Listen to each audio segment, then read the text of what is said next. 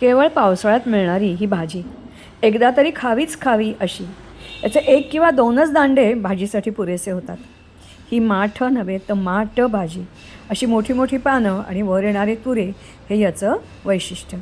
अर्थातच याची पानं खूप इतर पालेभाज्यांसारखी मांसूत होत नाहीत हे नक्की. बाजारातून आणलेली भाजी प्रथम धुवून घ्या.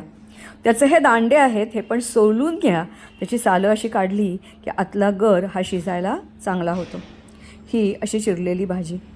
त्याच्याबरोबर अर्थातच बांबूचे शूट, मोड आलेले मूग, कच्चा कांदा, हिरवी मिरची हे सर्व लागतंच लागतं. मात्र इतर भाज्यांसारखी ही खूप चोरटी होते असं मात्र नाही. प्रथम फोडणी केली. फोडणीत नेहमीचंच सामान, मग कांदा घातला. कांदा परतून घेतला. किंचित लालसर झाल्यावर मग त्याच्यात आता आपण बांबू शूट मिसळले आणि मूग मिसळले, कारण ते शिजायला थोडा वेळ लागतो. पाण्याची एक वाफ काढून घेतली आणि मग त्याच्यामध्ये हा माठ मिसळला. हा कापल्यानंतर भला मोठा होतो, म्हणून मीठ घालून चांगला परतून घ्या आणि त्याच्यावर पाण्याचं झाकण ठेवा. क्वचित प्रसंगी थोडं पाणीही घालावं लागतं.